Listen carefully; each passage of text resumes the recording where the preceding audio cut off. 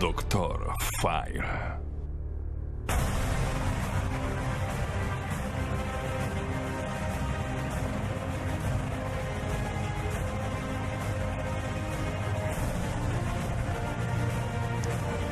Sin duda alguna, una de las sesiones más esperadas de la semana, donde cruzamos la historia, la filosofía, la religión, las ciencias ocultas y las conspiraciones.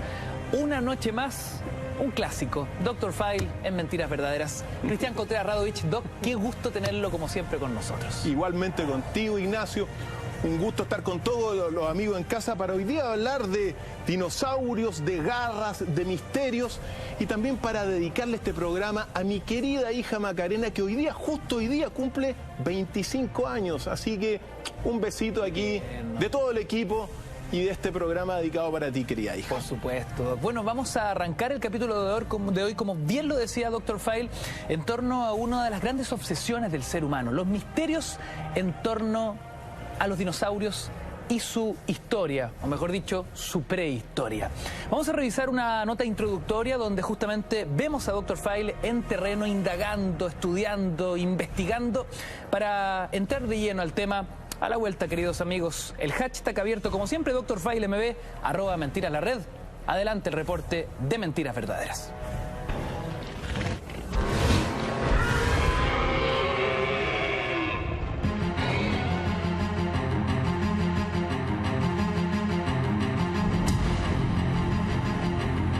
La existencia de los dinosaurios cambió la historia humana para siempre y dio bases sólidas para una de las más grandes revoluciones científicas de todos los tiempos, la de la teoría de la evolución.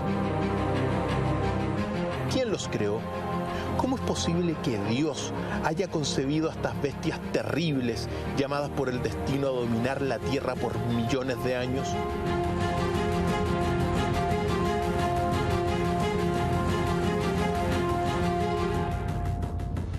El descubrimiento científico de los dinosaurios comenzó en 1822, cuando un médico inglés aficionado a la paleontología descubrió un enorme diente fosilizado e incrustado en una piedra.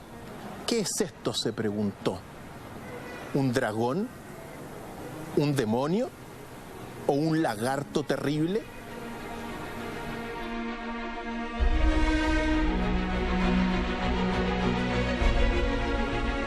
Desde los primeros hallazgos, la ciencia ha intentado desentrañar la forma en que los dinosaurios vivieron.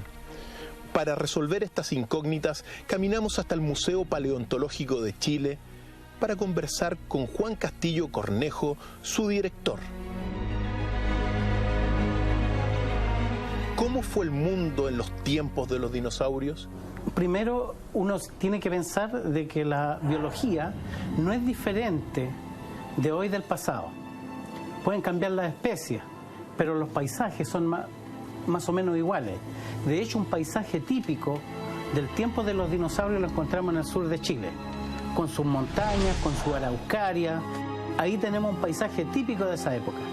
Y la temperatura media era un poco más elevada que hoy día, por lo tanto se mantenía como una especie de primavera eterna durante todo el Mesozoico.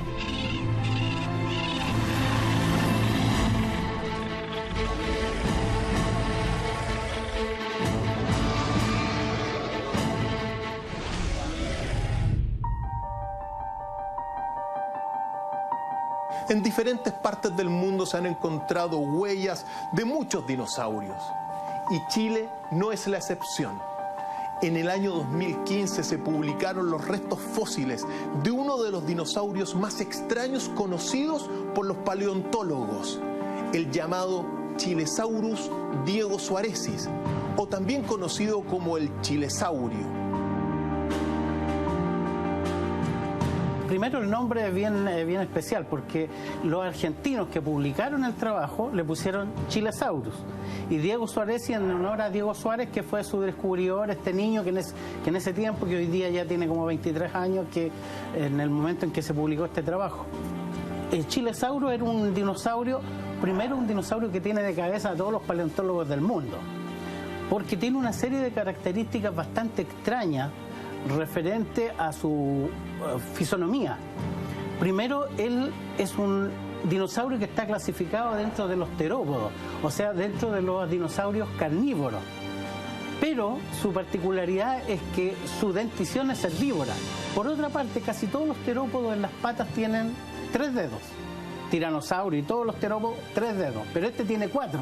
Entonces es como le han llamado los científicos el ornitorrinco de los dinosaurios, porque obviamente tiene una serie de elementos como de varios dinosaurios juntos, y eso lo hace muy especial.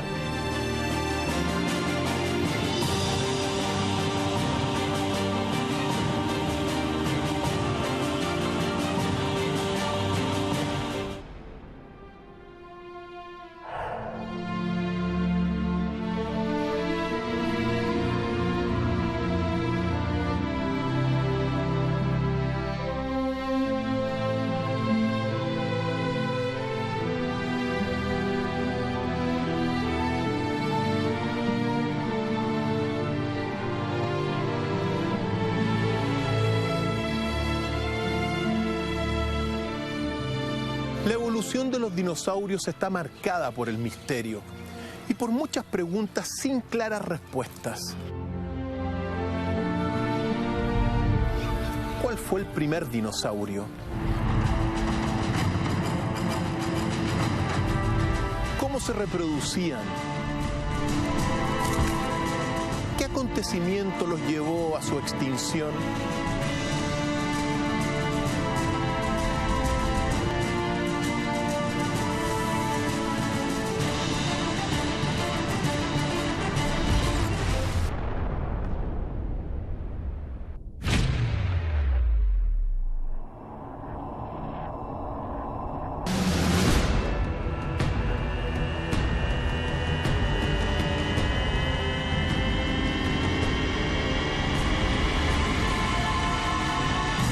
Pero existe una pregunta que la ciencia se niega a abordar. ¿Es posible que una humanidad haya convivido con los dinosaurios?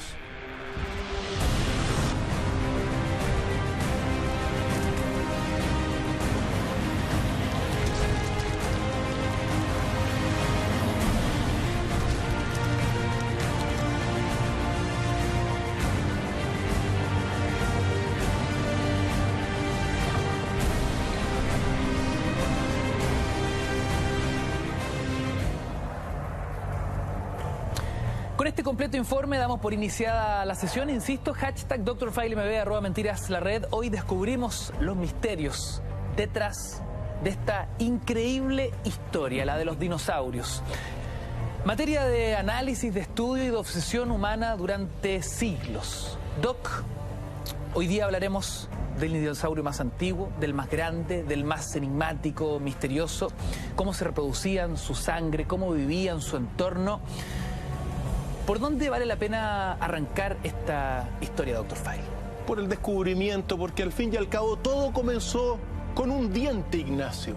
Un diente que fue descubierto en 1822 por Gideon Mantell. Él fue un inglés aficionado a la paleontología que en Oxfordshire encontró un diente. Esto es una garra, pero es parecido a un diente incrustado y fosilizado, pegado a una roca. Y se preguntó, bueno, ¿qué es esto?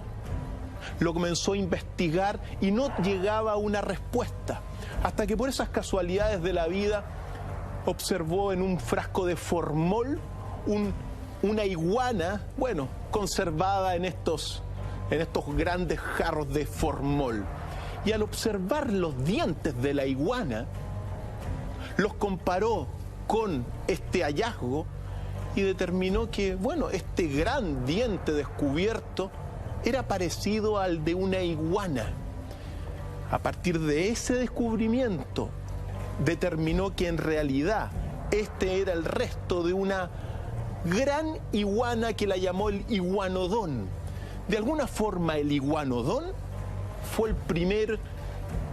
digamos, dinosaurio descubierto por la ciencia. Es verdad que antes los chinos habían descubierto algunos fósiles y que los asociaban a los dragones, y otros fósiles también por la Edad Media descubiertos que son muy enigmáticos, pero científicamente. Aquí comienza de alguna forma con el iguanodón que estamos viendo en pantalla, un animal que vivió hace 130 millones de años, herbívoro, robusto, caminaba en 4 patas.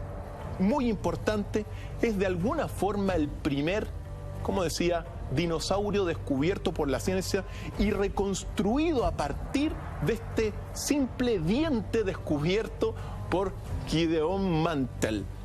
Es, como lo vemos en pantalla, el iguanodón tiene un cráneo grande, es un típico herbívoro de hace millones de años, unos 13 metros de largo y nada más que 3 toneladas de peso, Ignacio. Cerebros muy pequeños.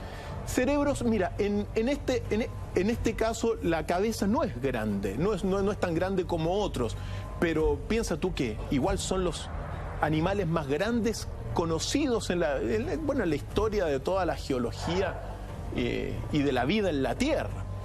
Entonces hay algunos que sí van a ir teniendo unos cerebros bastante grandes, al menos según algunas investigaciones. En este caso es el que estamos viendo en pantalla, piernas muy robustas, una mandíbula, que son herbívoros que prácticamente te devoran todos los árboles, las coníferas, las palmeras, y evidentemente este iguanodón fue y habitó durante muchísimos tiempos Europa. ¿Qué significó para la paleontología el hallazgo de este iguanodón? ¿Qué puertas se comenzaron a abrir?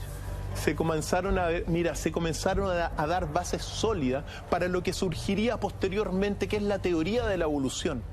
¿Cómo es posible? ¿De dónde salió un ser como este?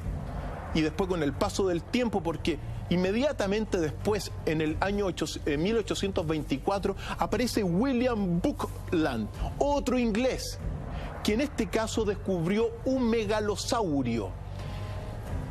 Piensa tú lo que es para las creencias de la época haber descubierto estos seres. Es decir, ¿quién creó a estos seres? Muy importante, ¿por qué? Porque va a poner en tela de juicio desde mi primer momento y a criticar la misma teología cristiana, base de toda una cultura. Porque supuestamente, ¿qué ser se le ocurre crear estas bestias terribles? Y que son lo que estamos viendo en pantalla. En el caso de William Buckland, descubrió un reptil gigante que caminaba en 2 patas, el típico, en este caso, terapodo. Los terapodos son como el Tyrannosaurus Rex, muy conocidos, como el Carnotaurus que tenemos aquí en nuestro estudio, y que son bípedos con patas con 3 dedos y un dedo atrás de cada pata, con unas manos más pequeñas, y que son carnívoros, sobre todo, son los terópodos, muy fuertes. Y lo que se descubrió en aquel primer, la segunda descripción de este megalosaurio, va a comenzar a establecer ciertas bases y un cuestionamiento evidentemente inmenso para toda la tradición, de las creencias de la época. Doc, desde el hallazgo de estos fósiles, ¿qué surge de inmediato el concepto de dinosaurios? No, porque efectivamente, mira, está el iguanodón, el primero. Claro. El segundo es el megalosaurio, que medía, por cierto, unos 12 metros de largo, vivió hace 166 millones de años, según las dataciones, pero inmediatamente después, a los pocos años, aparece Richard Owen.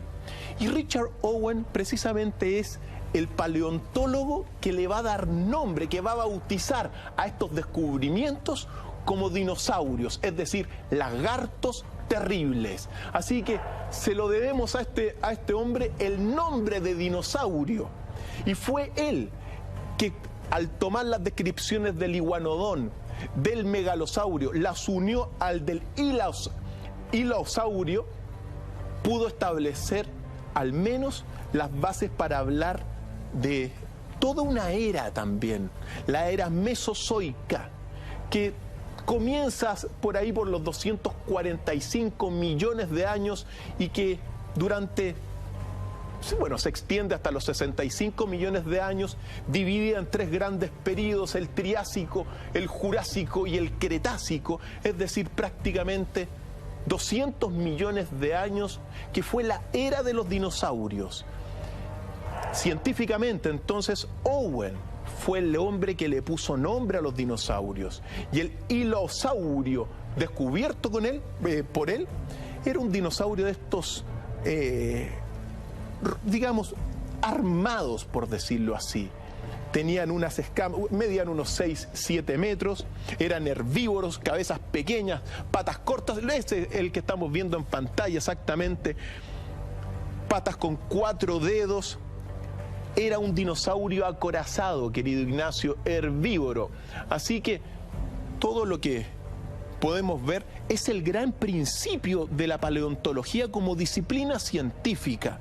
A partir de estos tres grandes científicos, observadores, investigadores de estas huellas que están muchas veces petrificadas, que bueno, que uno puede comenzar a hablar de esta disciplina paleontológica que va a venir a cambiar la historia de la humanidad. ¿Por qué? Porque sirve de base también para todo lo que fue, como te decía hace unos minutos, la teoría de la evolución, establecida por Charles Darwin años después. Pero claro, Darwin ya tenía estos antecedentes, más su expedición por toda Sudamérica.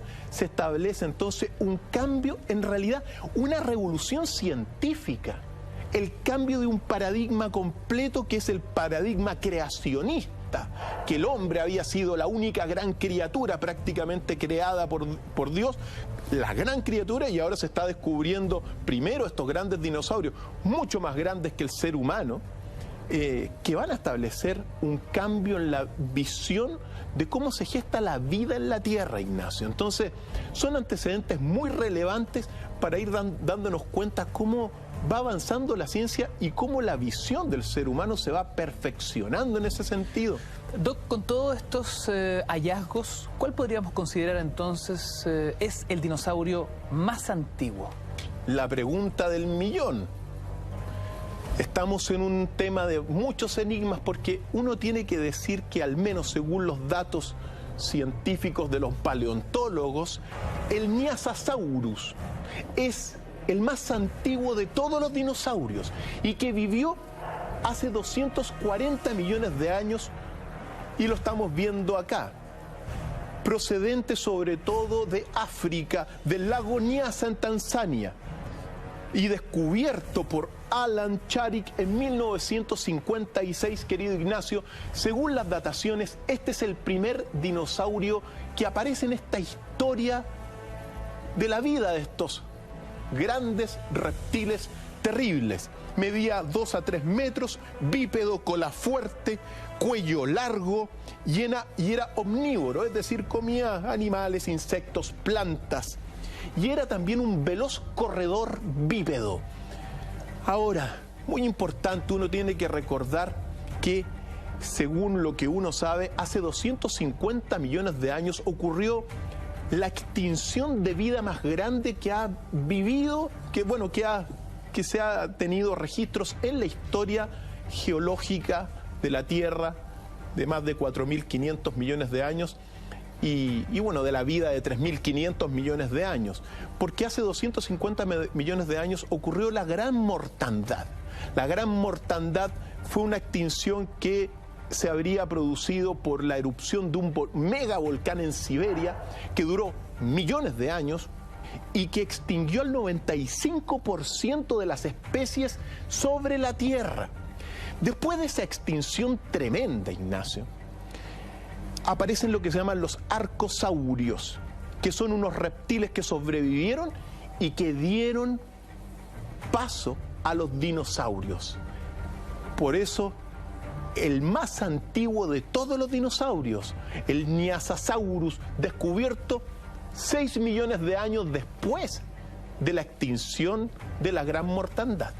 Así que Aquí comienza de alguna forma según los datos. Ahora uno tiene que decir, mira, es verdad que la ciencia ha avanzado muchísimo, la paleontología, a partir de estos pocos fósiles, pero y el esfuerzo ha sido grandioso, pero en realidad estamos en una historia de los dinosaurios de grandes misterios. No se sabe, digamos, muchas cosas con total exactitud, pero se ha avanzado mucho en este sentido de poder reconstruir este mundo y pensar lo que fue ese mundo, Ignacio. 200 millones de años. La historia del hombre tiene 5.000 años, Ignacio. Y los dinosaurios pisaron la Tierra durante 200 millones de años. Entonces, es para tener un poco de humildad como humanos al darnos cuenta que la vida es bastante precaria y que en este caso, bueno, este Nyasasaurus, habitante de África, fue el primero de todos, Ignacio. Doc, tenemos una representación de uno de los más clásicos, uno de los favoritos, el tiranosaurio Rex. El tiranosaurio, Mucho sí. se habla del tiranosaurio Rex en torno a su imponente tamaño, ¿no? Pero nos preguntamos a esta hora de la noche, ¿cuál fue el dinosaurio más grande efectivamente? ¿Es el tiranosaurio Rex o hubo otros de más dimensiones? Hubo otros de mucho más dimensiones, mucho más grandes, y en realidad, mira, piensa tú que hoy día se han clasificado unas 350 especies de dinosaurios. Dentro de esas especies están, mira, hay dos que se pelean el número uno como los grandes dinosaurios. El primero es el Supersaurus, aquí lo estamos viendo en pantalla, cuello largo, enormes patas gruesas. Es el típico saurópodo. Los saurópodos son herbívoros con dimensiones enormes. Según los datos, este supersaurio habría vivido hace 150 millones de años en Norteamérica y habría medido de largo unos 34 metros y pesado alrededor de 40 toneladas, pero como te digo, siempre los paleontólogos están precisando los números no describen en realidad con exactitud las dimensiones, pero son aproximaciones de este tremendo animal. Cráneo pequeño, patas macizas, cuellos y cola larga, pecho robusto por sus amplias costillas y un gruesísimo cuello, Ignacio. Este se pelea el número uno como el más grande de todos los dinosaurios, saurópodo. Por eso cuando uno dice saurópodo, está hablando de los más grandes de todos. Ese es el número uno, Norteamérica. Pero hay otro, querido Ignacio, que es el que aparentemente es el número uno y que se llama el argentinosaurio. Argentinosaurio, un reptil descubierto precisamente en nuestro querido país hermano, que vivió hace 97 millones de años y que posiblemente llegó a medir 40 metros de largo, y las estimaciones de su peso oscilan entre las 73 toneladas y las 90 toneladas. Por lo tanto, si esto es así, este habría sido el más grande de todos, descubierto por Guillermo Heredia en la Patagonia Argentina. Y como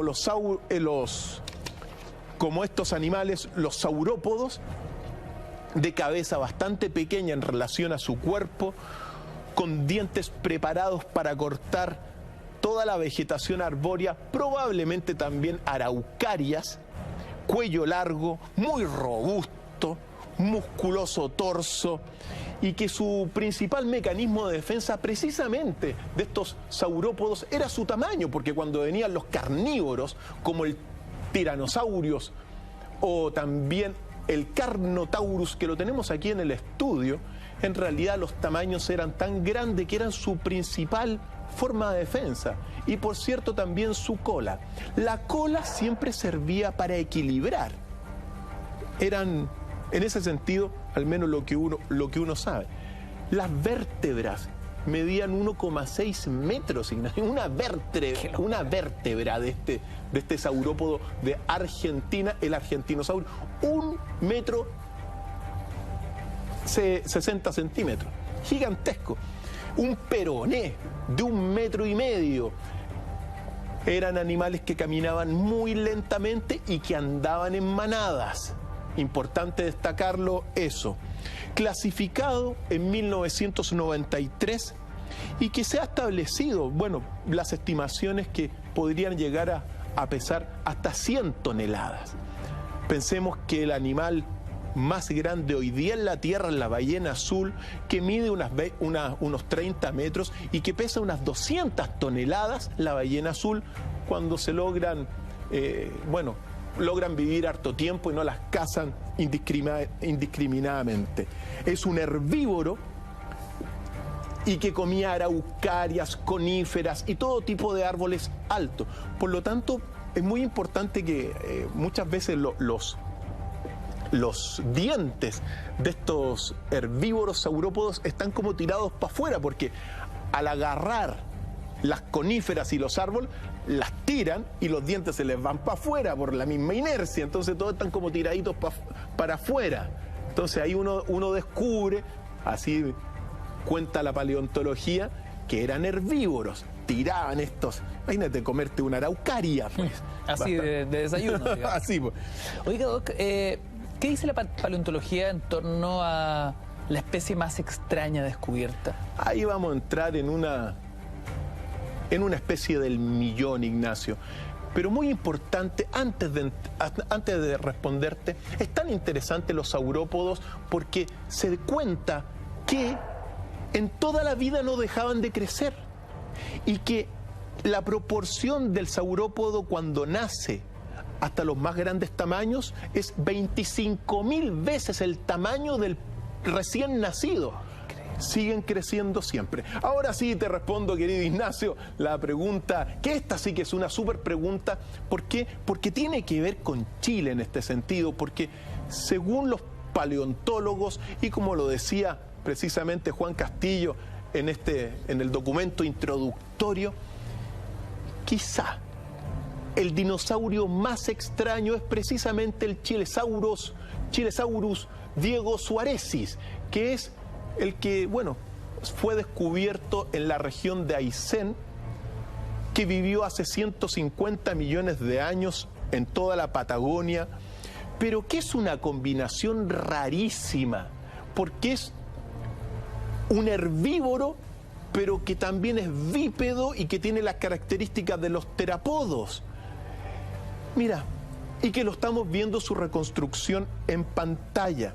Fue descubierto en el año 2004 y en el año 2015 el paleontólogo argentino Fernando Novas de la Universidad de La Plata lo describió científicamente y lo presentó a la comunidad internacional.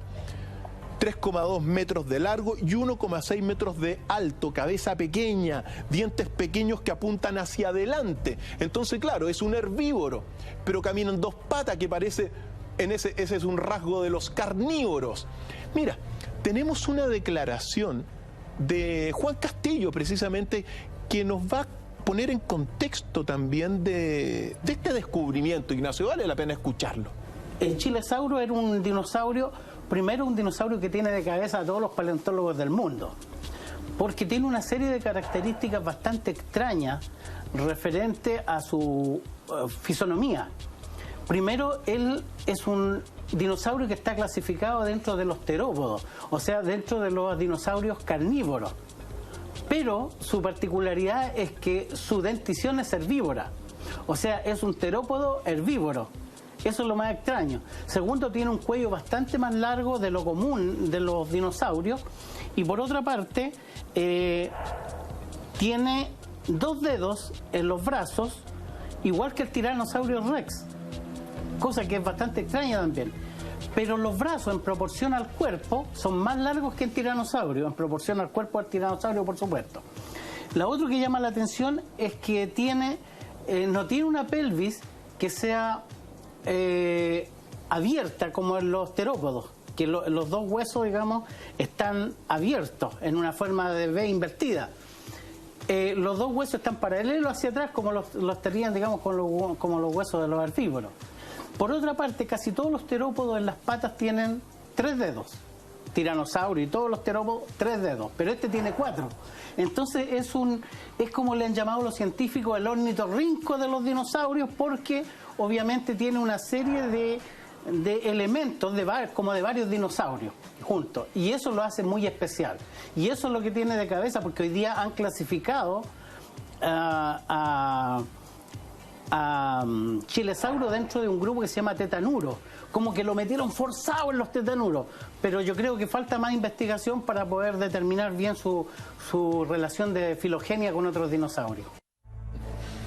Increíble, Doc. Han pasado solo 12 años de este hallazgo y que bien, como nos decía nuestro experto, tiene de cabeza a los paleontólogos en el mundo, y es un hallazgo en nuestro país. Es una especie prácticamente un eslabón perdido, Ignacio. De cómo... Mezcla de varias especies en un solo dinosaurio. Efectivamente, entonces también que nos sirva esto para todos los colegios y para poder motivar todo lo que es la paleontología en nuestro país, apoyar todo lo que se está haciendo, porque en realidad todas estas personas, por ejemplo, Juan Castillo, son verdaderas personas que se han esforzado toda la vida por presentar estos grandes descubrimientos. No es el único, obviamente, pero hay que apoyar esto, y sobre todo cuando tenemos una especie de eslabón perdido, ahora, descrito por un científico y un paleontólogo argentino, descubierto por un chileno, Diego Suárez, cuando Diego tenía 7 años, según cuenta toda la historiografía que hay detrás de este 7 años. 7 años. Imagínate ir caminando y el descubrimiento. Entonces, es un gran descubrimiento en este sentido, porque aparentemente fue como un eslabón entre del paso del herbívoro al carnívoro. Bueno, eso es lo que se está estudiando hasta el día de hoy a partir de este gran hallazgo, Ignacio. Muy importante para todo lo que es la ciencia en nuestro país y sobre todo para la paleontología. El ornitorrinco de los dinosaurios es el dinosaurio chileno, el Chilesaurus, Ignacio. Doc, ¿cómo funciona el organismo de un dinosaurio? ¿Qué pasa con su sangre, por ejemplo? ¿Es sangre caliente? ¿Es sangre fría? ¿Qué similitudes o tremendas distancias existe entre el cuerpo humano y el cuerpo de un dinosaurio? Mira, el consenso común de todos los paleontólogos es que al ser reptiles, lagartos, tienen la sangre fría. Eso ha sido el consenso hasta el día de hoy. Sin embargo, el último tiempo, a partir de algunas lecturas y algunos descubrimientos, por ejemplo, de los saurópodos, se ha observado que, claro, al comer todos estos, vegetales, etcétera, plantas, se le produce una fermentación en la guata. ¿Ya? Esa fermentación en la guata que se les produce a estos grandes, a los más grandes de todos, implicaría tener una temperatura más alta que la establecida por los reptiles de sangre fría. También se plantea muchos corrían, entonces es posible que la actividad muscular de muchos de estos también hayan generado dinosaurios de sangre caliente, o al menos de una temperatura que fluctuaba. Por otro lado, se han encontrado algunos dinosaurios con plumas que también podrían establecer que es posible que hayan tenido la sangre caliente. Y otros 2 elementos importantes. Se han descubierto algunos canales venosos, según los datos que uno tiene, que eran similares, es decir, venas similares a los mamíferos actuales. Entonces es posible que hayan tenido también sangre caliente. Y no hay que descartar que algunos de estos dinosaurios de aquella era del Mesozoico, de 200 millones de años, vivían prácticamente en los polos. Entonces, para vivir en el polo no puedes tener sangre fría, porque si no simplemente te quedas quieto y te congelas. Entonces es posible, a partir de estos datos, establecer que quizá el metabolismo de algunos de estos dinosaurios era propio de sangre caliente. Entonces está ahí la gran disyuntiva a partir de estos datos. se han establecido que es posible que hayan habido algunos de sangre caliente, otros de sangre fría, o algunos donde la sangre fluctuaba según el movimiento muscular de cada uno. Entonces, son los descubrimientos recientes en ese sentido, porque esto, bueno, reciente, los primeros que investigaron esto data ya de hace harto tiempo, en el sentido de que es de 1968, los primeros indicios de que es posible que hayan habido dinosaurios de sangre caliente. Pero por regla general, ahí estamos en un momento de grandes, en una disciplina de grandes misterios. A partir, piensa tú, que se reconstruyen muchos de estos animales a partir de pequeños fragmentos de huesos petrificados encontrados. Entonces, se ha avanzado mucho, pero siguen habiendo muchas incógnitas, como esta que tú decías. Así que sangre caliente en principio, sangre helada en principio, pero es posible también que hayan habido dinosaurios de sangre caliente. Doc, ¿qué han logrado encontrar los paleontólogos donde coinciden en torno a las dinámicas de apareamiento? ¿Cómo se reproducían los dinosaurios? Mira, no hay ningún registro que muestre o que presente a dos dinosaurios reproduciéndose. Eso es lo primero. Luego, todo lo que las morfologías que uno ve, no ve ningún órgano sexual externo. Por lo tanto, dentro de todos estos asuntos y de estas grandes preguntas, hay muchas más, obviamente. En realidad, los paleontólogos no tienen, digamos, una certeza de cómo se reproducían. Eso sí, hay teorías. Hay teorías y hay algunas observaciones, por ejemplo, donde se han encontrado. Mira, me tocó estar particularmente en una investigación en el parque de los dinosaurios en el sur de Francia, en la ciudad de Metz. Ahí me tocó ir hace unos años atrás a investigar, porque es un parque donde, bueno, habitaron los dinosaurios. Y ahí vi con mis propios ojos, en realidad, cómo nacían estos dinosaurios a partir de nidos de dinosaurios, particularmente de Velociraptor y otros, que estaban ahí petrificados. De hecho, Ignacio, les voy a mostrar, querido amigo, mi reliquia más antigua, que es un pedacito de huevo de dinosaurio del Parque de los Dinosaurios de Metz, Francia, y que es este que está acá, querido director. Veámoslos. Esto es el cascarón de un huevo de dinosaurio. Por lo tanto, los dinosaurios, según el consenso, nacieron de la eclosión de huevos, Ignacio. En consecuencia, evidentemente, de un progenitor. Estos huevos surgen de un progenitor masculino y de la hembra, obviamente. Entonces, eso está claro. Lo que no se sabe es cómo se reproducían exactamente. Nacían de huevos, Ignacio. Fantástico. Ese pequeño huevo de dinosaurio que tiene 68 millones de años, eso que tienes en tu mano, querido Ignacio. Así que, aprovechamos de mandar un saludo a todos los amigos del Parque de los Dinosaurios de Metz, Francia, que es de donde proviene este huevo de dinosaurio. Tiene una textura acá, Doc. Así es. Así que es fantástico. Ahora, ¿qué es lo que se ha, llegado a la conclusión? Que es muy posible que a partir de ciertos dinosaurios como los tiranosaurios, se han encontrado cloacas, digamos, en la parte pélvica. Las cloacas es un estuche que guardaría el aparato reproductor, en este caso, por ejemplo, de los machos y también de las hembras. Entonces, eso es muy parecido a muchos animales actuales como los cocodrilos y las aves, que tienen estas cloacas o estos estuches donde guardan sus aparatos reproductores. Es muy posible que haya sido esa la forma de reproducir, o sea, donde guarden sus órganos. Pero claro, imagínate 100 toneladas de un Argentinosaurus tratando de reproducirse. O sea, la cosa es bastante misteriosa. De hecho... ¡Qué espectáculo ese, Doc! espectáculo. Imagínate todos los demás dinosaurios. Si cuando uno los ve, bueno, se adaptarán para poder combinarse el gameto femenino con el gameto masculino, evidentemente.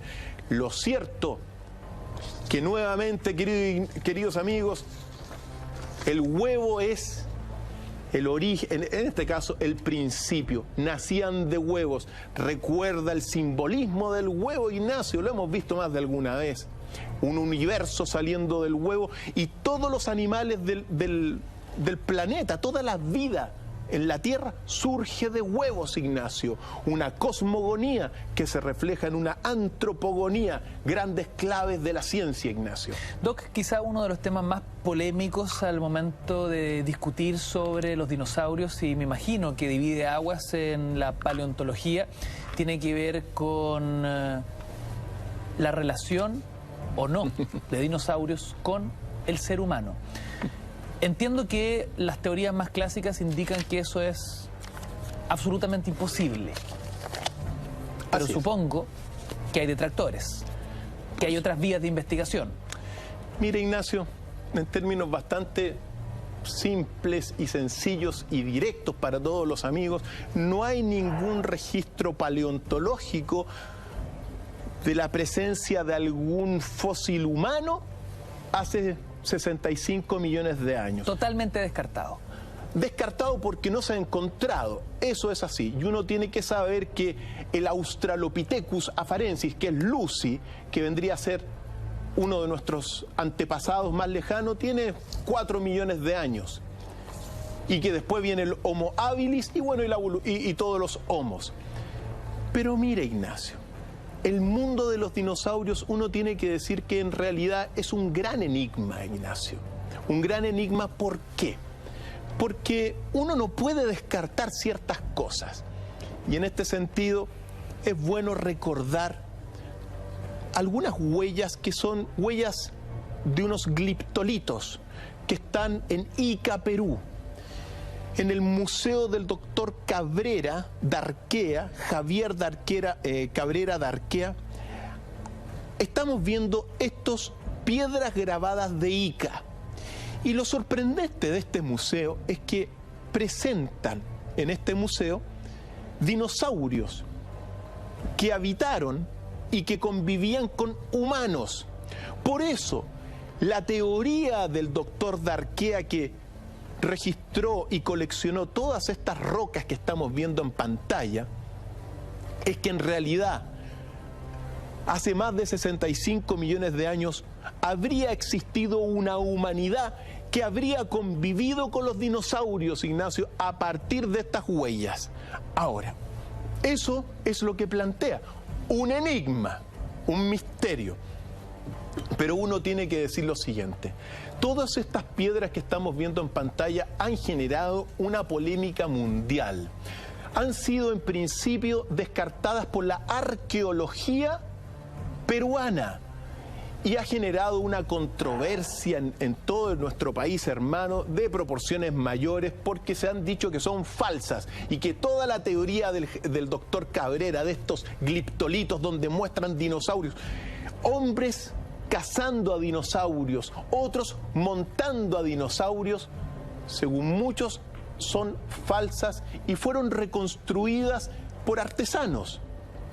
Pero aquí viene la pregunta. Entonces, en términos generales, muchos las descartaron.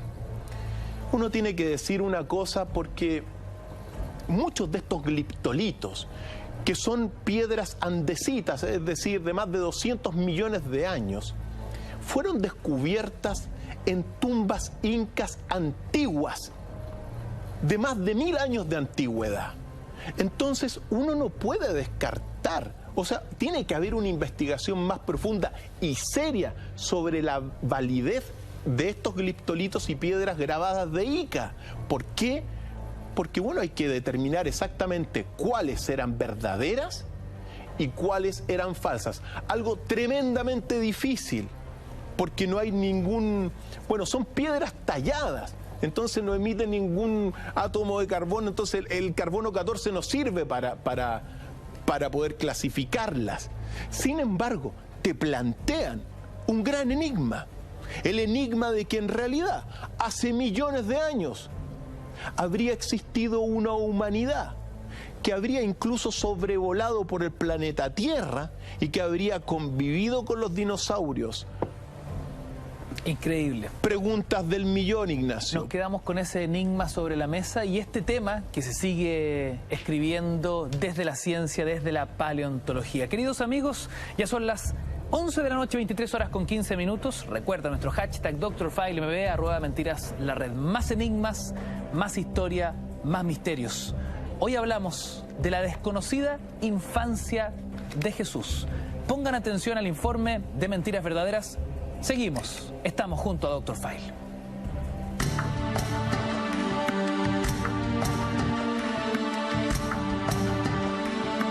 Sin duda, uno de los personajes de la historia universal más reconocidos en el mundo es Jesús, protagonista de religiones, milagros, mitos y rastros de su existencia. Ha logrado estar presente en todos los países de alguna u otra forma.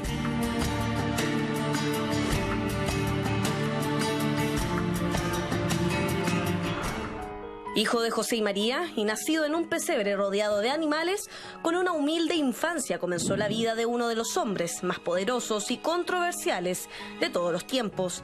El mismo que, según el Nuevo Testamento, logró convertir el agua en vino, multiplicar el pan y curar leprosos.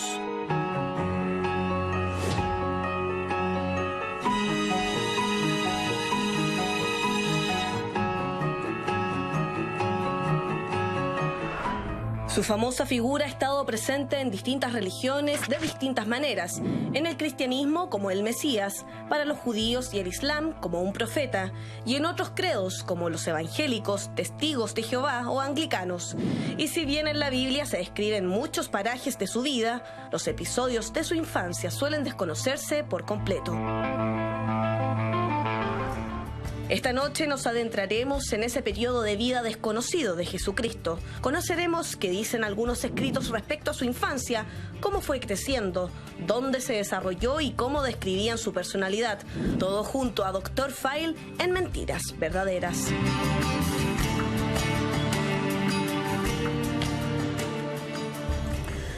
La desconocida infancia de Jesús.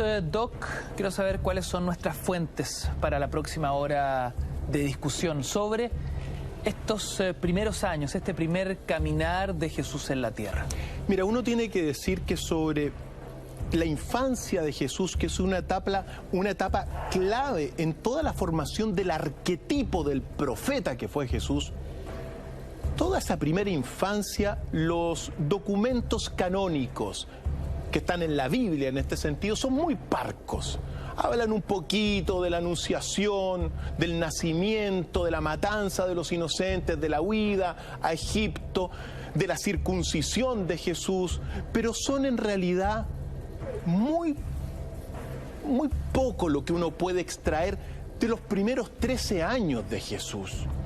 En este sentido, los únicos evangelistas que hablan dentro de la Biblia es Mateo y Lucas, y sin embargo Marcos y Juan, la etapa de la infancia de Jesús es inexistente, Ignacio.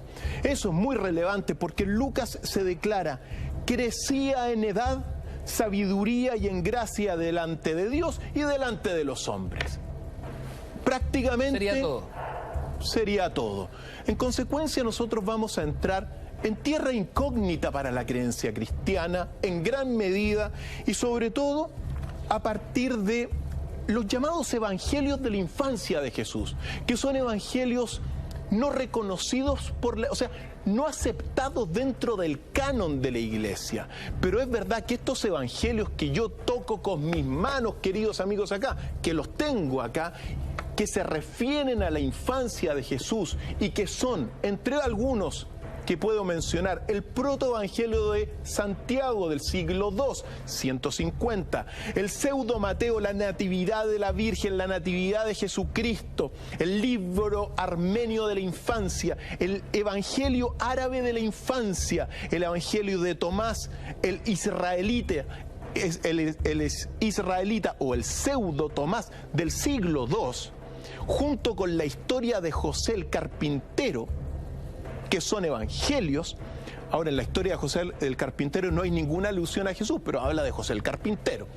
Todos estos evangelios son los con los cuales nosotros vamos a reconstruir, bueno, parte de las dimensiones del misterio de la infancia. Y decir lo siguiente, que muchos de estos evangelios eran muy populares en el siglo VI y que fueron reconocidos después, aceptados por la Iglesia en el siglo XIII, pero no incluidos en el canon. Son aceptados porque eran muy populares y fueron traducidos no solamente del griego al latín, sino que también incluso se llegaron a traducir al francés. Entonces, estamos hablando de las fuentes, no digamos apócrifas, no reconocidas, pero aceptadas por la Iglesia a partir de la infancia de Jesús, Ignacio. Por lo tanto, muy relevante, porque durante muchísimo tiempo fueron desconocidas y hoy día como siempre digo, en esta especie de renacer de la figura de Jesús, nosotros vamos a ir poniendo y bueno, haciendo un trabajo de lectura muy importante. Las fuentes son esas, Ignacio. El más tardío, Pseudo Tomás, del 150 aproximadamente, y el protoevangelio de Santiago.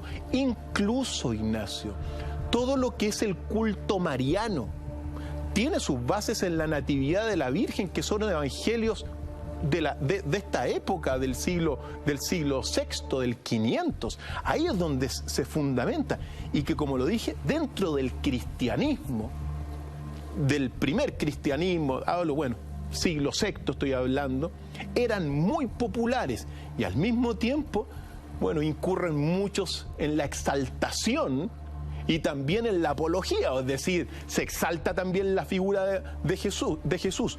Por eso son relatos muy legendarios.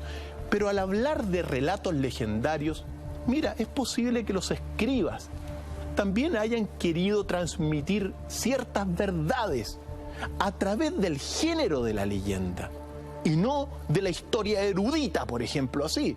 Entonces, son valiosos, Ignacio. No es cuestión, como siempre digo, no hay que votar estas cosas y cerrarse, porque los misterios y la sabiduría que hay detrás es la que vamos a comenzar a conocer ahora, Ignacio. Y arrancamos, por supuesto, desde el nacimiento de Jesús.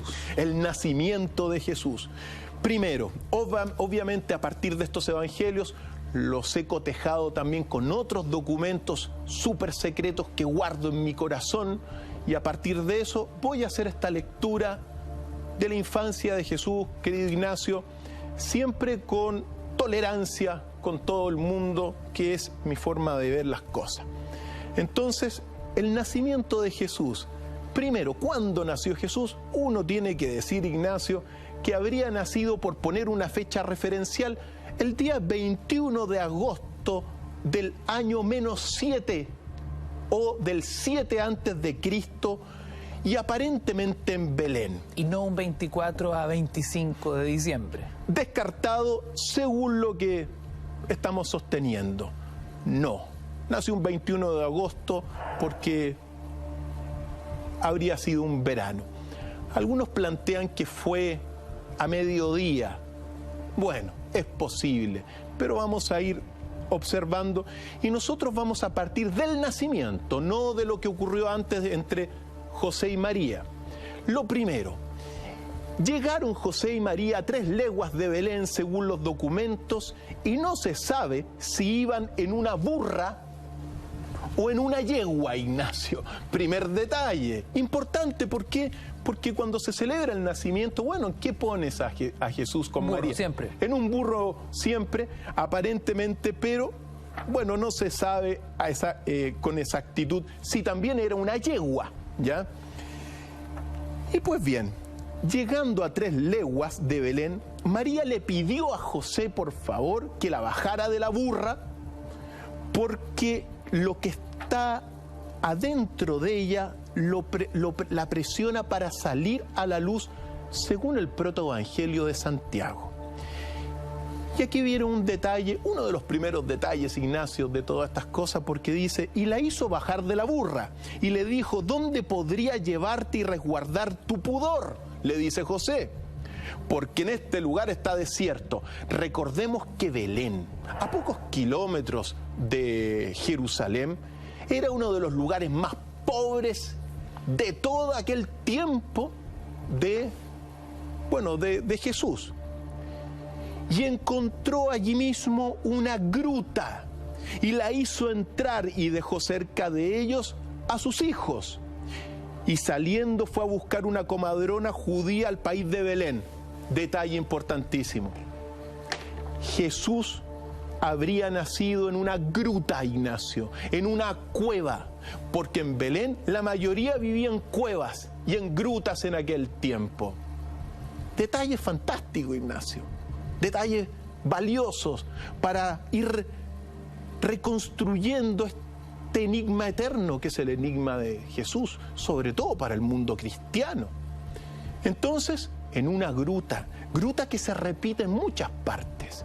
Pero el otro detalle, José la hizo entrar y dejó cerca de ella a sus hijos.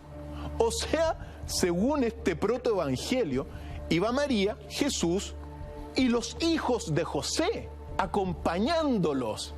Mira. Fantásticos documentos.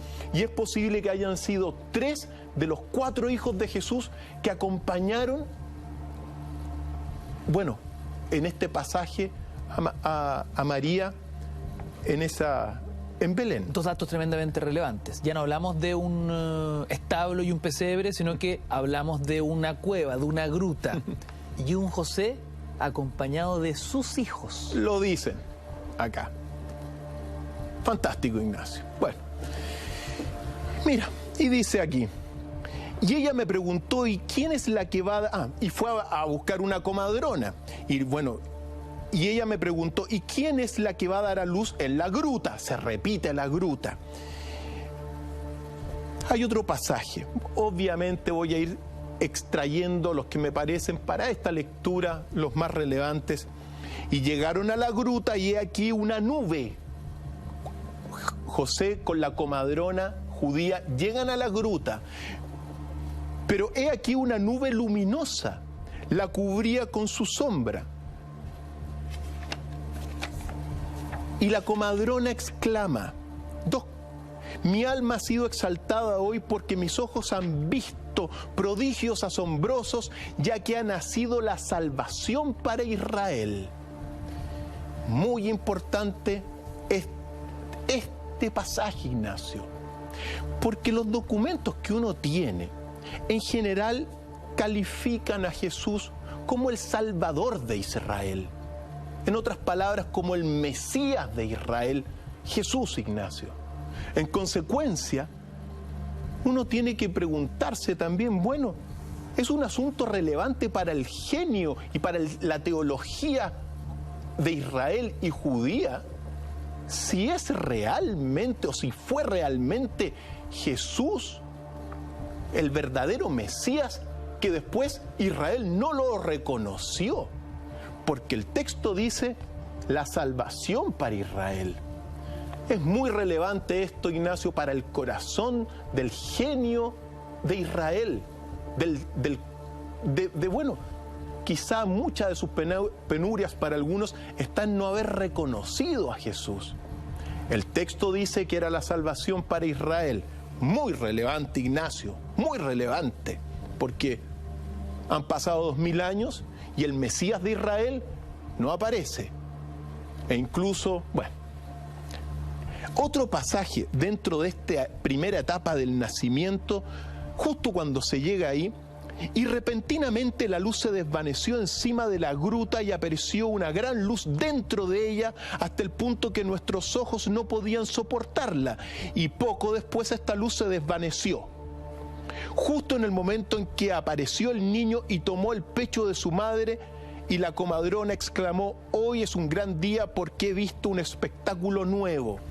Jesús, en consecuencia, nace sin asistencia más que de su madre y quizá con la compañía de los hijos de José.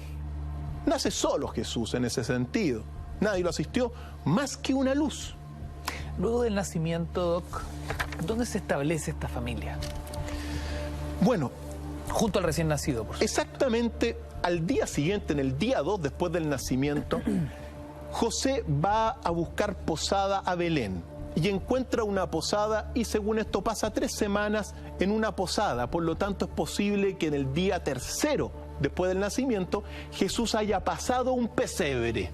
Pero es después del nacimiento, Ignacio, ¿ya? Así que ahí uno puede meter el pesebre, pero Jesús, según esto, nace en una gruta muy relevante. Después, al 8º día, fue circuncidado y es llamado, en este sentido, Josué o Jesús. Y bueno, como se sabe claramente, al año de vida, según los documentos, ocurre, bueno, la amenaza y el envío a matar de los inocentes de Herodes, que le habría sido avisado por Zacarías. Zacarías e Isabel son los padres de Juan el Bautista, primo en este sentido de Jesús. Y Zacarías de Jerusalén le mandó avisar que iban a matar a los niños menores de 2 años y también aparentemente les pasó algo de dinero para que huyeran de esta matanza de los inocentes. En consecuencia, tomaron un día antes aparentemente camino a todo lo que es Egipto. La matanza de los inocentes, según los datos que uno tiene, ocurrió en toda esa región de Belén y habría asesinado Herodes a 16 niños solo en Belén. Por lo tanto, muy importante. Ahora, toman camino la familia rumbo a Egipto. Y aquí es muy importante porque ellos van a pasar por todo lo que es Memphis. Memphis es el Cairo actual. ¿En qué condiciones hace este viaje? Doc, considerando este espectáculo macabro de una matanza masiva de recién nacidos.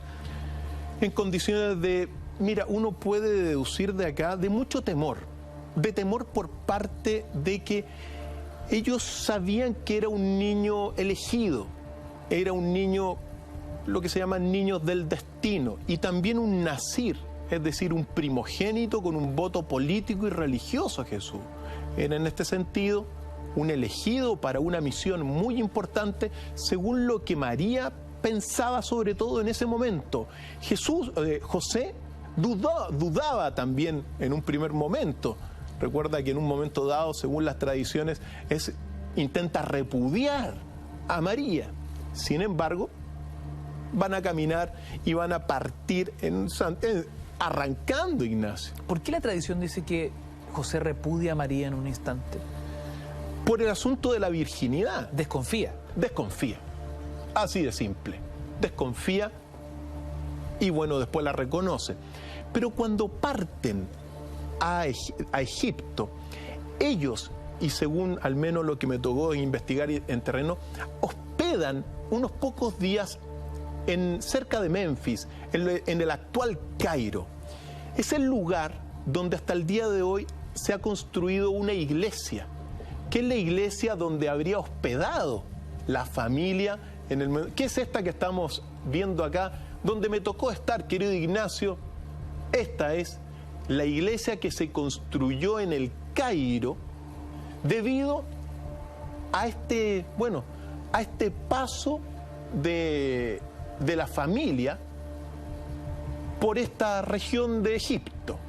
Estuvieron pocos días ahí, pero se construye esta iglesia que es muy hermosa y que es muy visitada en uno de los barrios coptos de Egipto, de todo lo que es el Cairo, Ignacio. Ahí me tocó estar, querido Ignacio, recorriendo y explorando esta vida de Jesús. Pues bien, están ahí y después se dirigen a Alejandría. ¿Qué representaba Alejandría en aquel entonces? Alejandría representaba la ciudad más cosmopolita, de mayor pensamiento. Piensa tú en la biblioteca de Alejandría, construida, es decir, era un centro intelectual cosmopolita, recibía barcos de todo el Mediterráneo y de más allá también. El mayor centro de encuentro cultural de la época. El mayor centro cultural de la época, como tú lo dijiste. Y ahí Jesús vivieron unos 3 años aproximadamente, y siempre, según lo que se cuenta, José y María escondieron la identidad de este primogénito elegido a todas las personas, pero sí finalmente se la revelaron a unos parientes que tenía José. José, en aquel lugar de Alejandría, por cierto, llegó y aprendió carpintería, y después fue capataz de una obra, de una construcción estatal que se estaba haciendo. Así que ahí aprendió carpintería, según estas tradiciones, todo lo que es José. Al final, poco antes de partir de Alejandría, la familia que tenían José le dicen que se quedara Jesús ahí, porque ya sabían que era un hijo elegido, o que se quedaran en Memphis o en Alejandría, porque iban a tener un mejor futuro que volver, por ejemplo, a Belén. Sin embargo, no aceptaron. En consecuencia, esta familia de José le habría regalado un texto con las antiguas con las antiguas escrituras hebreas, pero traducido al griego. Es muy importante porque un libro así con las tradiciones hebreas traducidos al griego es una joya en aquel tiempo, es valiosísima, sobre todo en un universo analfabeto. Entonces le entregan una herramienta que va a ser vital después en toda esta formación de Jesús, importantísimo. Bueno, sea lo que sea, toman un barco aparentemente dispuesto por un amigo que se llamaba Esraeón, y toman el barco y se dirigen a Jope o Jaffa, que es un puerto que queda al sur del actual Tel Aviv. Y ahí se bajan. En aquel entonces Jesús tenía 3 años cuando vuelve a Israel y se dirigen a Belén. Esa fue la primera parada después de Jope o Jaffa, Belén. En Belén están, y según todo esto, María aparentemente se quería quedar en Belén, pero José la convenció de volver en este sentido a Nazaret. Por lo tanto, según esto, en el mes de octubre del año 4 antes de Cristo, toman camino de Belén a Nazaret, donde por primera vez en los 3 primeros años de Jesús va a encontrar una casa, un hogar estable en este sentido, ya llegando a la ciudad de Galilea.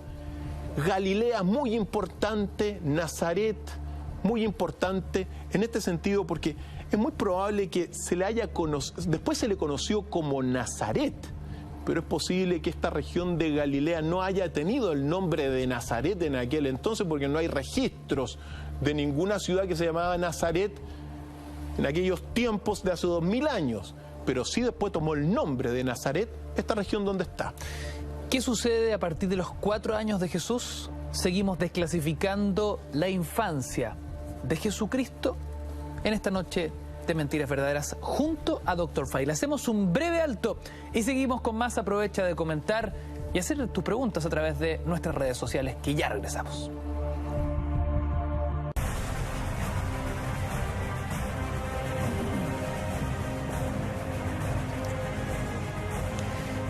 Horas y 46 minutos, como todas las noches, en vivo y en directo hacemos Mentiras Verdaderas. Aprovecha nuestro hashtag DrFileMB, @mentiras_la_red, con un tema lleno de enigmas. A esta hora de la noche descubrimos y desclasificamos los primeros años de vida de Jesús en la tierra, desde su nacimiento hasta acercarse a su preadolescencia. Doc, Jesús ha cumplido los 4 años de vida.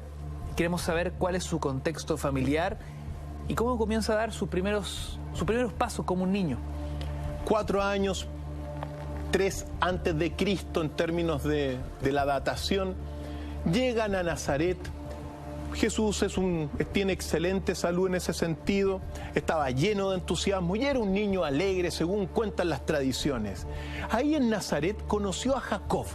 Jacob va a ser un niño de su edad, que siempre lo va a acompañar y va a ser de alguna forma su mejor amigo hasta, al menos durante toda la infancia. Y Jacob de alguna forma es un gran campeón, se autodenomina un campeón porque después lo va a defender en muchas ocasiones a Jesús. Pues aquel año 3 antes de Cristo, el 2 de abril, María tiene a Santiago, que es el primer hermano de Jesús. Importantísimo episodio, porque Jesús sí tuvo hermanos. Santiago, el primero, y se alegró muchísimo Jesús y lo acompañaba y se cuenta que lo miraba muchísimo. En el momento en que José también establece un taller, sobre todo para las paradas de las caravanas de que llegaban a Nazaret. En ese taller no solamente trabajaba el cuero, los yugos como carpintero, sino que también los arados, la lona, la soga. Eso era el trabajo que tenía en la parada de las caravanas prácticamente.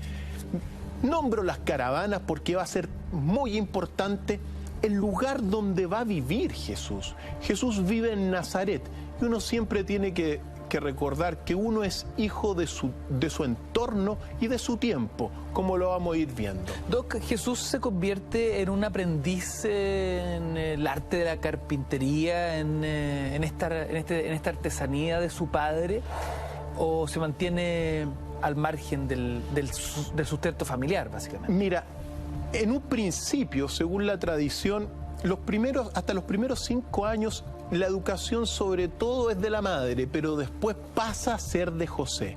Y José se transforma en el gran maestro de Jesús, su padre, durante, toda esta infancia en gran medida después de los 5 años.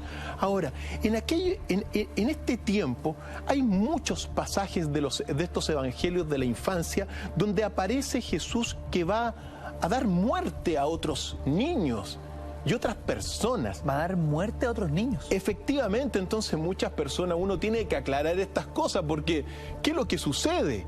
Y precisamente ese año, en el año 4, según todo esto, cuando tenía 4 años, ocurre que Jesús, según los textos, estaba jugando en el río Jordán y había hecho unos canales de agua, pero uno de los niños, hijo del diablo, según los documentos, que es la natividad de nuestro Señor, dice, estudió por envidia los accesos de agua de los hoyos y destruyó el trabajo de Jesús. Entonces Jesús le dijo, caiga la desgracia sobre ti, hijo de la muerte, hijo de Satán, ¿destruyes lo que yo hago? Y en el instante el culpable murió. Entonces a mí me han preguntado, ¿cómo? Polémico, pues, Ignacio. Polémico, porque según los textos después María y José se consternan y le dicen, ¿cómo es posible lo que has hecho? Y en el pasaje dice, Jesús dice, se acerca después de que lo reprende su mamá y le dice, ¿cómo es posible? Y dice, se acerca a este niño muerto y le dice, en pie, hijo de la iniquidad, no eres digno de entrar en el reposo de mi padre por haber estropeado mi trabajo. El muerto se levantó y se fue. ¿Cómo uno se explica ese pasaje? Y no es el único pasaje, Ignacio. En otra ocasión a Jesús pequeño lo topan y con la palabra mata a otro según los evangelios. ¿Cómo te lo explicas, Ignacio? Qué increíble. ¿Cómo te lo explicas, Ignacio? Inexplicable. No sé si esto podría ser considerado ya a sus 4 años como un primer milagro, ¿no? Le da muerte a un niño y lo resucita acto seguido. Mira, uno tiene que decir lo siguiente. Estos textos, prácticamente del 500 después de Cristo, son exaltaciones legendarias de ciertos pasajes que son reales de la vida de Jesús. ¿Qué es lo que sucedió en la vida de Jesús en realidad? Que Jesús con un grupo de amigos, que a los 10 años eran 7 amigos, y Jesús lideraba a todos estos amigos, eran muy creativos para jugar, Ignacio. Entonces uno no puede descartar que a partir de estos episodios, muchos de estos niños hayan hecho un espectáculo para impresionar a los padres, y Jesús, como era el líder, y en este sentido el nazir, el primogénito, los haya de alguna forma despertado mágicamente. Entonces, en realidad no es que los haya matado físicamente, sino que, por un lado, es posible que hayan sido juegos de niños, Ignacio, que después, claro, consternan en un momento dado. Imagínate un niño muerto, se hace el muerto, y después Jesús lo resucita. Se repiten estos pasajes, pero según lo que uno sabe, eran muy creativos para jugar estos niños, Ignacio, y muy alegres, y en ocasiones asustaban a los más grandes, haciéndose algunos los muertos y Jesús resucitándolos. Así que al menos uno tiene que decir eso, porque si uno lo lee en el contexto de que esto es un milagro, bueno, Jesús habría matado a varios, según estos evangelios de la infancia, durante ese tiempo.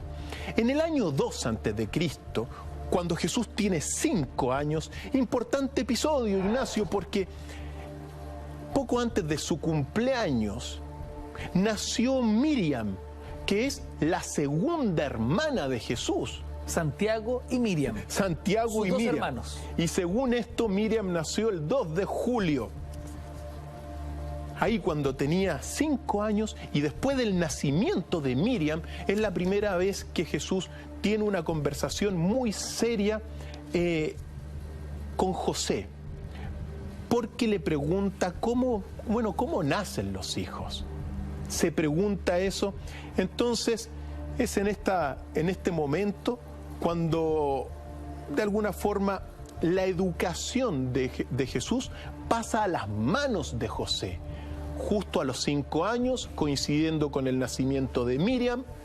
Quien va a ser el gran, en este sentido, maestro de Jesús en su educación, va a ser José. María lo va a enseñar todo lo que es en la casa, al interior del hogar. De hecho, también le enseña gran parte de la oración que hace Jesús, se la enseña en gran parte María. María es la que se da cuenta de esas cosas, y todo lo que es afuera, a los 5 años, es José. Entonces, si esto es así, toma la educación formal, muy importante, y también a los 5 años, José le habría puesto en el techo de la casa unos cajones de arena donde Jesús habría comenzado a aprender a escribir arameo y griego primero, que son los dos principales idiomas, el arameo original y el griego, que es sobre todo el de un lugar de muchísima confluencia de caravanas. Entonces el griego, la influencia, recordemos que estamos bajo el imperio romano, un imperio helénico en ese sentido. Entonces el griego, muy importante. En el 6º año, que es en el año 1 antes de Cristo,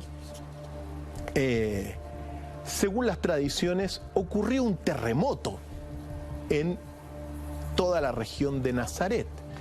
Y según lo que se cuenta, Jesús, sufrió su primera desilusión, porque le preguntó a José y María, ¿cómo se producen los terremotos? Y ellos no supieron responder. Entonces, claro, es el momento donde los padres no tienen todas las respuestas sobre estos movimientos telúricos poderosísimos. Pero al mismo tiempo, Jesús se va desprendiendo desde esa edad de la idea de que esto haya sido producto de fuerzas espirituales. Él, al menos eso está, según los documentos, bastante establecido. O sea, no le atribuyó este terremoto a fuerzas divinas, sino que, estaba explorando en aquel tiempo. También es en este año, cuando tiene 6 años, donde se manifiestan sus primeros rasgos de gran filósofo, porque se cuenta que durante el día observaba las plantas y estudiaba las flores. Y durante la noche contemplaba las estrellas. Y esto es relevante porque el filósofo es contemplativo por naturaleza, Ignacio. Entonces, estos son impulsos innatos de lo que va a ser el arquetipo de este gran profeta, porque este profeta es un filósofo, y para filosofar bien y construir su enseñanza tenía que manifestar estas contemplaciones de las plantas y después de las estrellas. Importantísimo, Ignacio, importantísimo. Después, en el año 7, cuando él tiene 7, es decir, en el año 1 antes de Cristo, es un año clave. ¿Por qué? Porque ocurre un accidente, y según la infancia es en el único año donde Jesús experimenta un accidente que consistió en que en un momento dado de una tormenta de arena se cayó de la escalera de su casa. Pero fíjate cómo es la tradición, porque claro, esto es lo que habría ocurrido. Se cae de la escalera debido a esta tormenta de arena. Sin embargo, las tradiciones toman este episodio y lo exaltan de una manera tan impresionante, porque fíjate lo que te dice este otro evangelio, que dice: un sábado mientras Jesús jugaba con los niños en la terraza de una casa, que en realidad era la casa de él, donde él mismo se cayó, sucedió que uno de los niños, empujando a otro, lo hizo caer de lo alto de la terraza al suelo y murió. Los padres del muerto, que no habían presenciado el accidente, se resolvieron contra María y contra José, diciéndole: vuestro hijo ha hecho caer al nuestro al suelo y le ha causado la muerte. ¿Y qué es lo que sucede? Doc, hacemos un breve alto y a la vuelta averiguamos qué sucedió tras este macabro episodio. Seguimos revisando episodios desconocidos de la infancia de Jesús. Estás en Mentiras Verdaderas, no te vayas.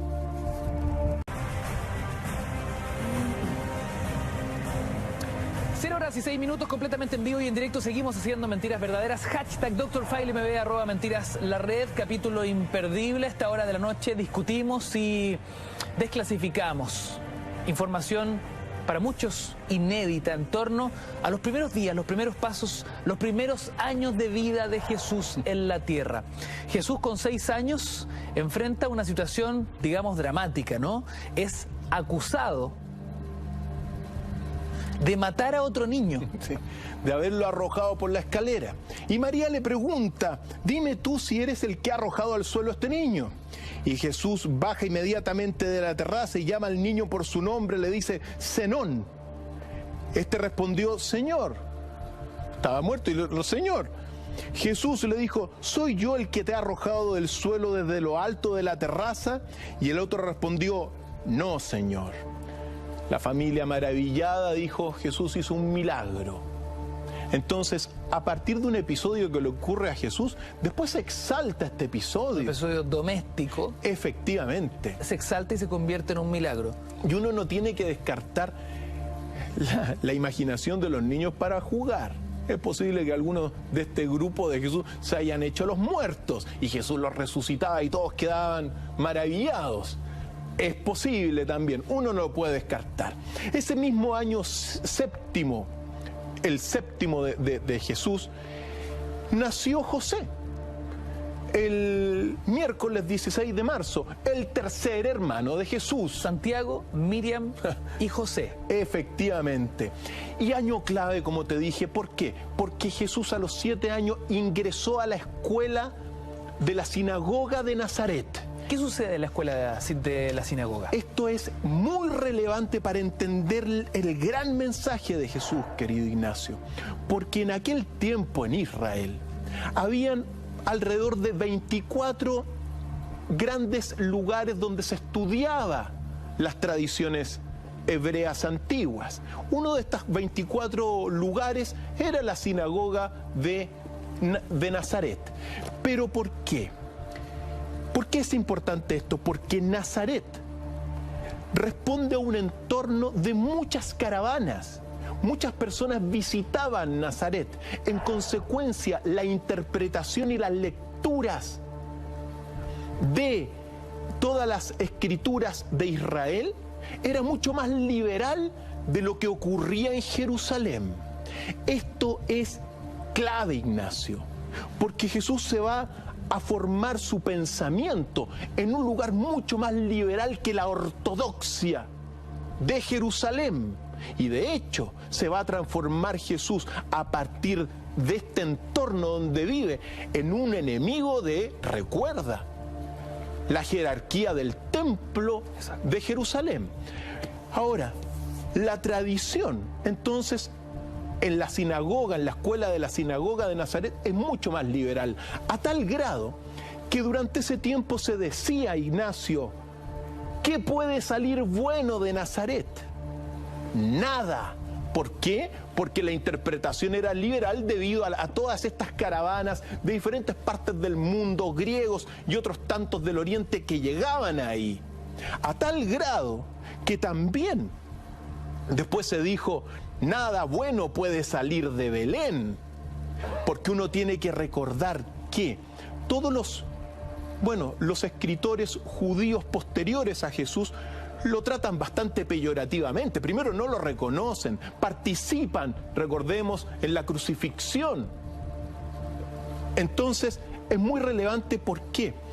Porque Jesús, su pensamiento, en realidad no va a ser ortodoxo. La misión de Jesús no va a ser una misión ortodoxa de Israel, sino que va a ir tomando propiamente tal, a partir de una base hebrea, de las escrituras hebreas, va a ir tomando conocimientos y sabidurías de muchas partes del mundo, con una interpretación más liberal para desarrollar su enseñanza y su doctrina. ¿Por qué esto es relevante para todos los amigos en casa? Porque todos los grandes profetas han sido sincréticos, Ignacio. Es decir, no se quedan con uno, sino que toman de muchas partes. Y eso se debió a Nazaret. Doc, ¿qué dicen las escrituras en torno a la relación que tenía Jesús con sus padres, con José y con María? Tenía una muy buena relación, Ignacio. En general, siempre fue un hijo ejemplar en ese sentido. Un hijo ejemplar. Ayudaba a su madre con los niños y ayudaba a su padre. En este séptimo año comienzan muchos viajes con José a diferentes partes, no muy lejanas, pero comienza a aprender muchísimo. Y también aprendió en este año séptimo a ordeñar las vacas, a cuidar animales, a hacer queso y también a usar el telar. Y también, por cierto, con Jacobo hacían figuras de arcilla. Muy relevante, Ignacio, como vamos a ir viendo. Un niño muy hábil. Y era un niño ejemplar en ese sentido. Solamente ahí recuerdo una vez en que José se enojó realmente, según al menos lo que uno dice, que lo que uno sabe, con Jesús. Ya lo vamos a ver. Pero en el año octavo aprendió matemáticas con ya estando en la escuela, con un profesor de Damasco. Aprendió proporciones, distancias y también los números. Y en ese año octavo comenzó a tocar el arpa, Ignacio. Mira, primer antecedente de un Jesús que se acerca a algún instrumento. A un instrumento musical. Y ya para los 11 años era un habilidoso, arpista. Incluso hay un gran libro, Ignacio, que se llama Arpas Sagradas, que, narran parte de esta historia que uno va reconstruyendo.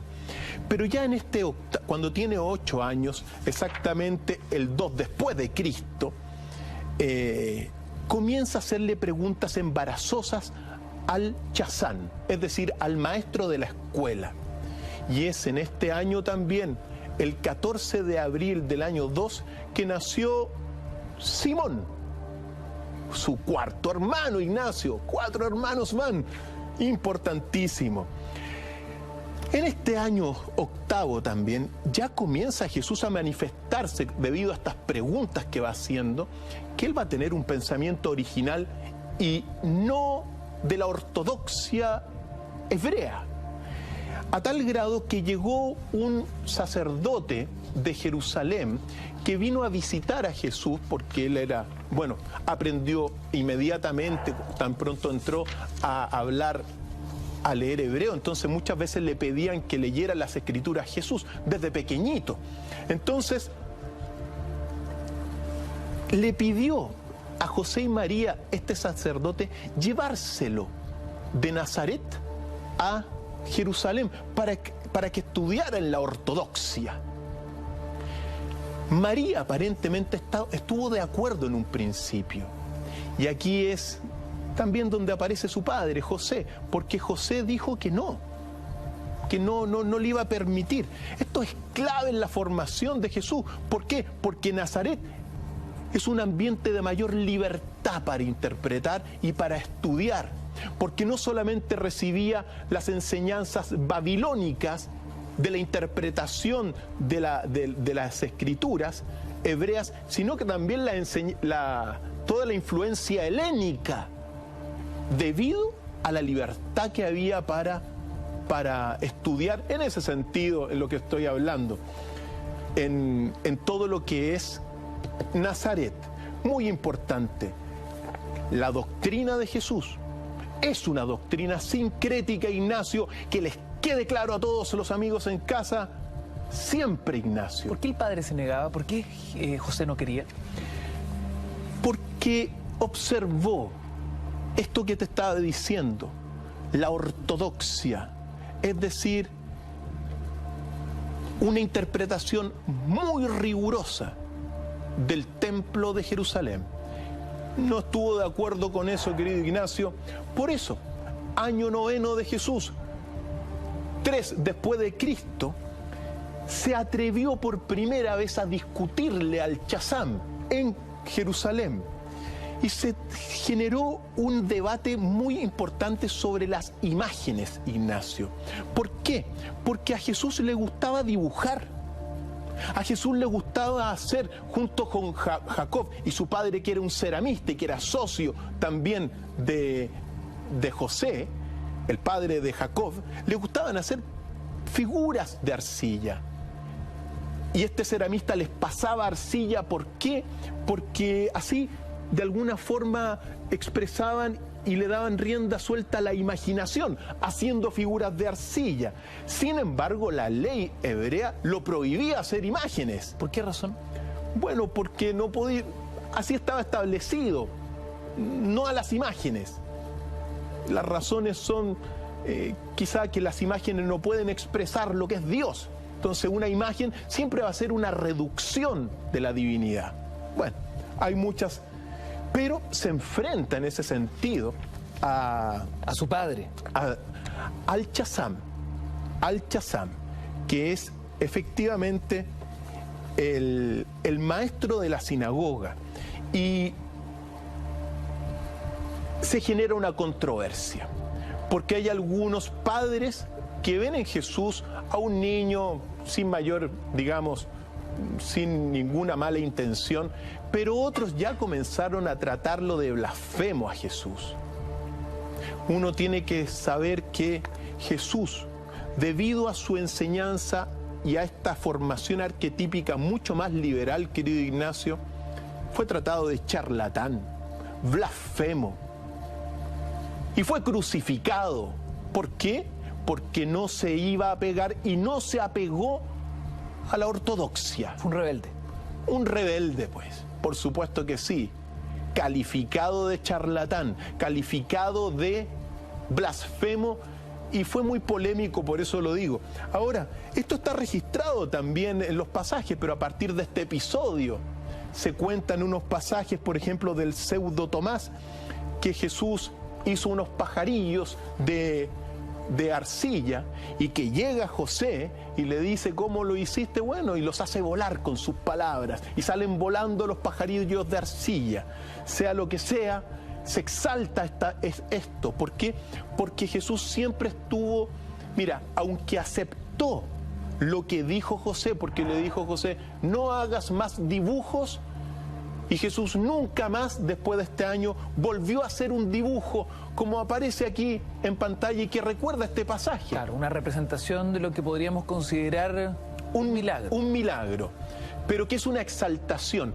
Jesús siempre quiso dibujar y le gustaba el dibujo e incluso modelar objetos. Y aunque le hizo caso a José, él siempre pensó que no era malo dibujar ni hacer estos objetos. Importantísimo. Y el 13 de septiembre del año 3 después de Cristo nació Marta, querido Ignacio, quinto hermano, segunda hermana de Jesús. Qué locura. 5 hermanos Jesús. Segunda hermana, claro, segunda hermana mujer después de Miriam. Así es, pues. Así que entramos en el 10º año. 10º año que corresponde al año 4 después de Cristo. Y es en este año... Doc, antes de entrar a ese 10º año de vida de Jesús, hacemos un breve alto. Seguimos recorriendo pasajes desconocidos de la infancia de Jesús. Noche de viernes en Mentiras Verdaderas. Vamos y volvemos. Seguimos junto a Dr. File, seguimos a través de las pantallas de la red, descubriendo los enigmas, los misterios de los primeros años de vida de Jesús en la tierra. Año 10 en la vida de Jesús, 4 después de Cristo. Jesús toma conciencia de que su misión va a ser una misión muy especial en la tierra. Y también comienzan sus primeros enfrentamientos contra otros jóvenes. ¿Por qué? Porque él entra a la escuela avanzada de la sinagoga y muchos otros que son más grandes a veces lo agreden hasta físicamente.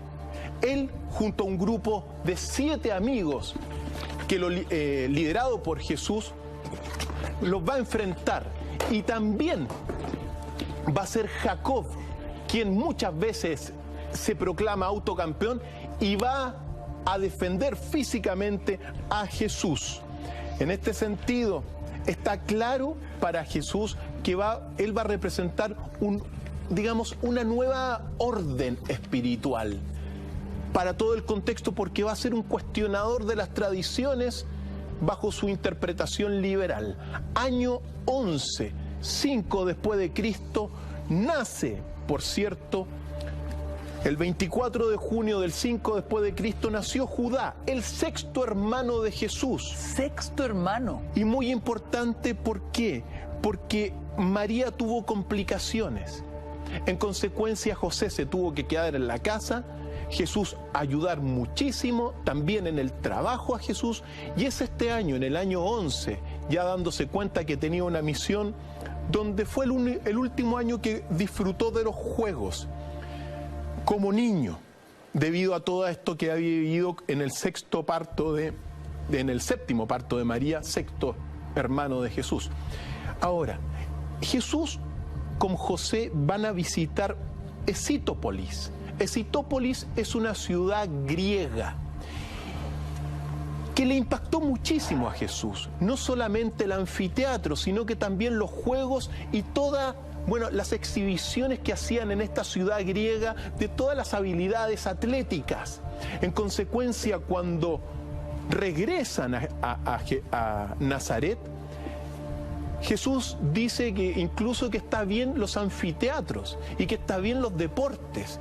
Es el único momento donde José se enojó realmente con Jesús y le dijo que no te oiga más decir esto, que te gusta el anfiteatro griego. Después se daría cuenta Jesús, porque los espectáculos que se hacían en el anfiteatro griego no todos eran de lo mejor también, pero siempre Jesús apoyó el deporte, importantísimo, que lo extrajo de esa visita a Escitópolis, ¿ya?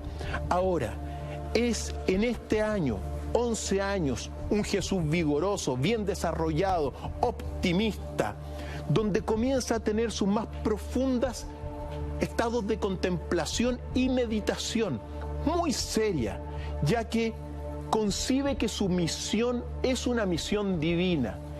Llegado este momento, a los 11 años, él va a concebir quizá el gran mensaje para toda la cristiandad, que va a marcar un antes y un después, Porque dice lo siguiente, Ignacio, a los 11 años. Es una grave blasfemia, dice, y piensa Jesús, atribuirle a Dios la cólera, la ira, que son propios de las atrasadas criaturas de la tierra. Es decir, no concibe un Dios de la ira. Dice, el verdadero Dios es esencia, luz, una vibración eterna, inmutable. ¿Puede encolerizarse la esencia, la luz, la vibración? Y le dice a los otros, digamos, adversarios, niños, vosotros no conocéis al Padre Celestial, porque sois cobardes y estáis llenos de miedo e ira. No os enojéis, les dijo, porque Dios dice siempre la verdad. Dios es divina sabiduría, eterno enigma.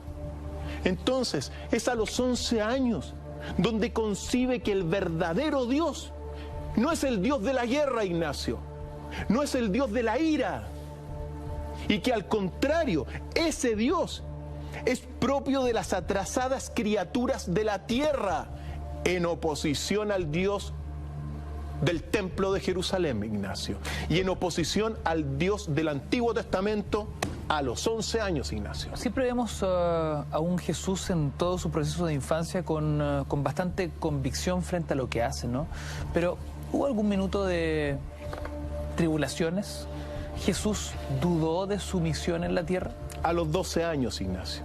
A los 12 años tuvo duda e inseguridad respecto de su misión divina, y evidentemente producto de todo lo que él estaba viviendo. Pero al mismo tiempo, José y María se sentían sobrecogidos porque observaban la misión propiamente divina de Jesús.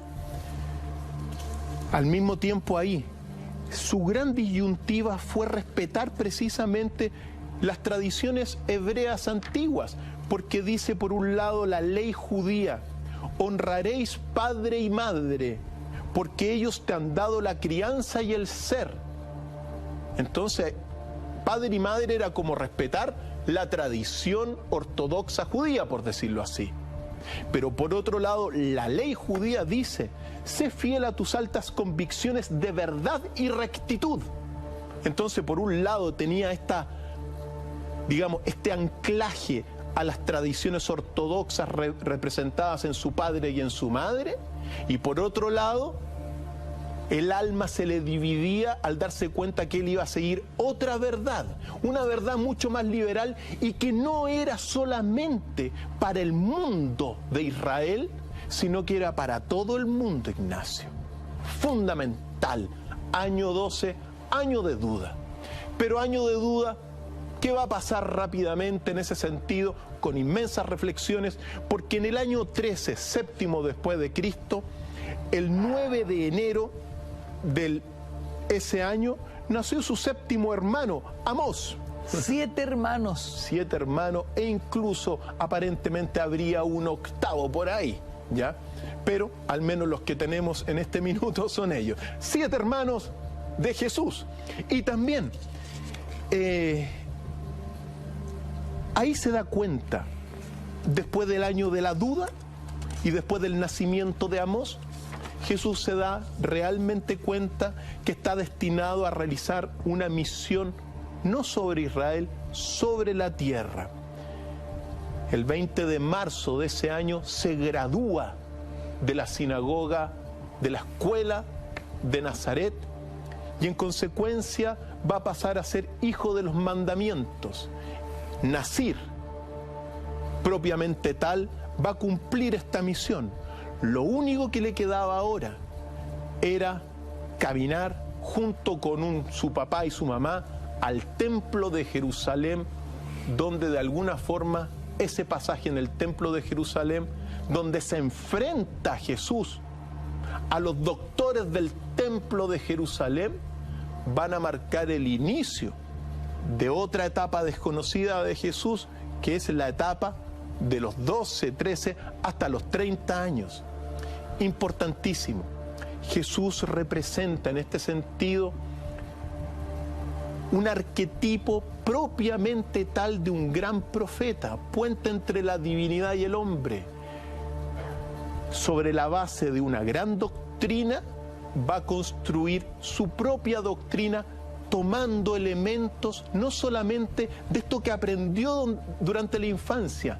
En la infancia está la semilla de lo que va a ser después Jesús, en el sentido que va a poder ser el resultado de una enseñanza mucho más liberal, mucho más acorde con lo que era su misión en la tierra, según estas tradiciones. Una misión reservada no solamente para Israel, sino para todo el mundo, Ignacio. Increíble resumen, Doc, donde hemos, a través de las escrituras, muchas de ellas no reconocidas por la tradición, indagado en los primeros 13 años de vida de Jesús en la tierra. Cómo fue forjando su carácter, cómo se fue relacionando con su familia, en especial con sus padres, y cómo se va instruyendo paso a paso, año a año, en la academia, cómo intelectualmente va forjando su futuro. Y cómo, Ignacio, relevante. Lo que hemos visto en esta hora son apenas una dimensión de la infancia, una primera lectura de la infancia.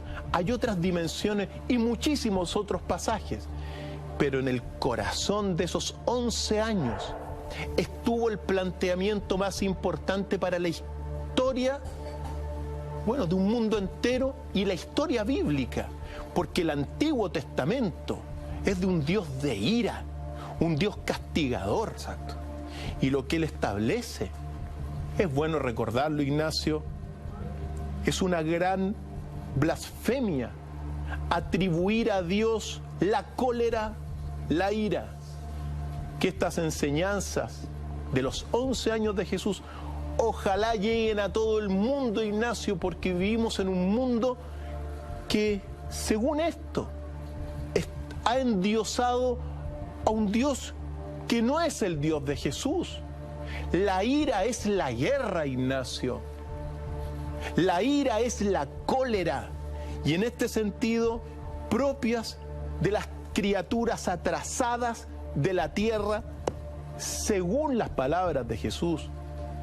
Entonces, Jesús, el verdadero Dios, que va a nacer a los 11 años, va a marcar todo lo que es Occidente y el Nuevo Testamento. Un Dios inmutable, esencia, luz, quietud. ¿Cómo, si es inmutable, va a justificar la guerra? Nos quedamos con esa reflexión final, Doc. Agradecemos enormemente esta noche de revelaciones a través de distintas fuentes que nos permiten conocer pasajes desconocidos sobre la infancia de Jesús. Queridos amigos, gracias por su sintonía, por sus comentarios a través de las redes sociales y siempre en nuestro hashtag de viernes, @DrFileMB, @mentiras_la_red. Doc, como siempre, infinitas gracias, gran fin de semana para igualmente, usted, Ignacio, y para todos nuestros amigos en casa. Bien, así somos, sigue el tren nocturno de la red. Nosotros nos reencontramos el lunes por un nuevo imperdible a las 10 en punto, Cultura Verdadera. Que descansen, hasta la próxima.